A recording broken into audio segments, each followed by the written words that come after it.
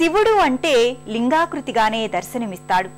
ఆది మధ్యాంత రహితుడిగానే ప్రకటితమవుతాడు.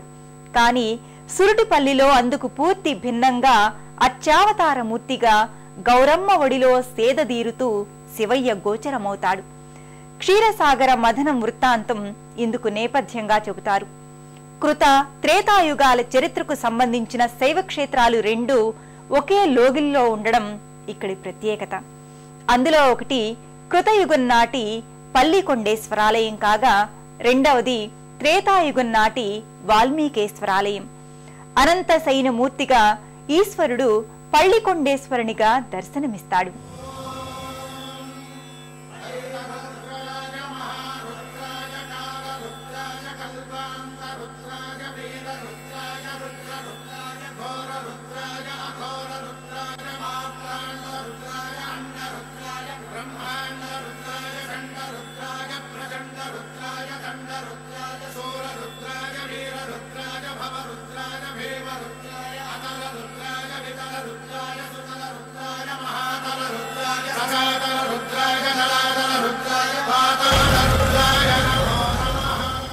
గర్భాలయంలో సర్వమంగళాదేవి ఒడిలో సేద తీరుతున్న మహదేవుడు మూల విరాట్గా దర్శనమిస్తాడు.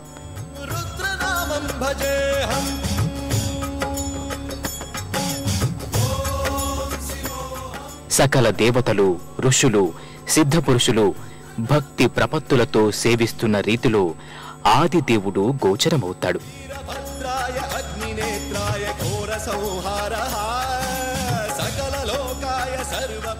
లింగాకృతిలో కాకుండా స్వామి ఈ రీతిలో అమ్మవారి ఒడిలో పడుకొని ఉండటానికి శివపురాణ నేపథ్యం ఉంది. క్షీరసాగర మథనంలో పుట్టిన హాలాహలాన్ని సదాశివుడు స్వీకరిస్తాడు. ఈశ్వరుని శరీరంలోకి ఆ విషం వెళ్లకుండా పక్కనే ఉన్న పార్వతీదేవి శివుని కంఠాన్ని గట్టిగా పట్టుకుంటుంది. దాంతో కాలకూటం గొంతులోనే ఉండిపోయి ఆ భాగం నీలిరంగులోకి మారిపోతుంది. అలా శివుడు నీలకంఠేశ్వరుడయ్యాడు. విష ప్రభావంతో శివుడు అమ్మవారి ఒడిలో క్షణకాలం పాటు సొమ్మసిల్లిపోతాడు. అలా స్వామి విషాన్ని స్వీకరించి సొమ్మసిల్లి పడిపోయిన కాలం కృష్ణపక్ష త్రయోదశి శనివారం నాటి ప్రదోషకాలం. అంటే సూర్యాస్తమయం తర్వాత కొన్ని ఘడియల కాలం.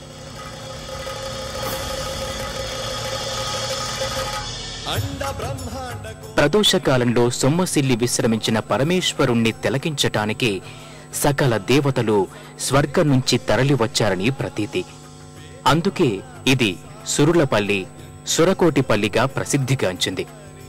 కాలక్రమంలో వ్యవహార నామంగా సురుటిపల్లిగా విఖ్యాతి పొందింది. పల్లి కొండేశ్వరునికి ఆది శుక్రవారాలలో కుంకుమార్చనను, సోమవారాల్లో మహాన్యాసపూర్వక ఏకాదశ రుద్రాభిషేకాన్ని, రుద్రహోమాన్ని నిర్వహిస్తారు. శనివారం నాడు ప్రదోషకాలంలో శనిదోష నివృత్తి పూజల్ని జరిపిస్తారు. ఈ ప్రదోషకాల సమయంలో సురుటుపల్లి పల్లి కొండేశ్వర స్వామివారి ఆలయంలో ప్రదోషకాల శివార్చనలు విశేషంగా జరుగుతాయి.